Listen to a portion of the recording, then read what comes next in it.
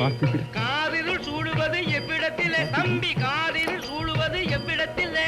கத்தறிவில்லாத மூடர் நெஞ்சகத்திலே அண்ணே, கத்தறிவில்லாத மூடர் நெஞ்சகத்திலே. சொல்லிவிட்டியே.